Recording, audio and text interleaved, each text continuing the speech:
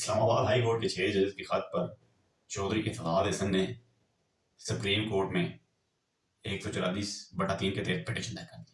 मैं उम्मीद अवान आप हमारा यूट्यूब चैनल फेसबुक पेज अस्सलाम वालेकुम। 6 जजेस ने जो खदशात दायर किए गए हैं ये बड़ी संगीन सूरत-ए-हाल। खान साहब ने पहले ही कहा था कि ये अदालतें खुद नहीं आजाद तो मुझे क्या इंसाफ देंगी। 6 जजेस का मामला इससे पहले भी कई जजेस घर चले गए। यह मामला किस तरफ जा रहा है और इसके नतीजे क्या होंगे। पहले सोशल मीडिया पर ये खबरें भी गर्दिश कर रही थी कि इन 6 जजेस की इंक्वायरी पर एक कमीशन बनाया गया है। उस कमीशन में जो रिटायर्ड जजेस शामिल किए गए। अगर इसको रिटायर्ड जजेस देखेंगे और इसकी इंक्वायरी करेंगे। अब इसके पीछे एक और हकायक भी है। अब हाजिर सर्वर जज जो हैं वो खुद इंसाफ मांग रहे हैं। अगर इसकी इंक्वायरी रिटायर्ड जजेस करेंगे तो उसकी रिजल्ट क्या होंगे। अब हाजिर सर्वर जज खुद इंसाफ मांग रहे हैं तो आप कैसी उम्मीदें लगा सकते हैं कि रिटायर्ड जजेस इनके ऊपर इंसाफ करेंगे। बहरहाल इस वक्त जो हालात चल रहे हैं इसका मामला भी आपको पता है।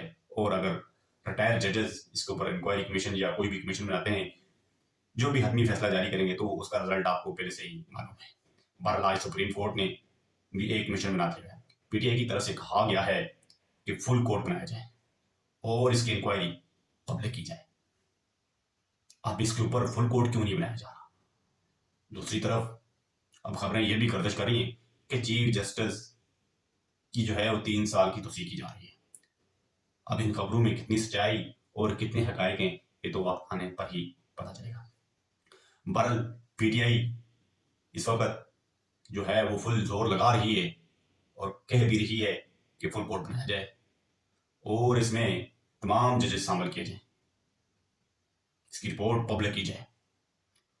दूसरी तरफ साइफर को लेकर भी एक आज अली अमीन गंडापुर ने प्रेस कॉन्फ्रेंस की। उन्होंने कहा साइफर कुछ भी नहीं था।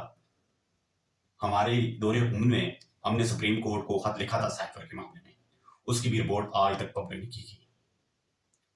वो पब्लिक क्यों नहीं की गई, वो रिपोर्ट ओपन क्यों नहीं हुई, इसका भी जवाब आज वज़ीर आला खैबर पख्तूनख्वा अली अमीन गंडापुर में मांग लिया गया है। खान साहब की 2 केसेस में बरी और बुशरा बीबी में।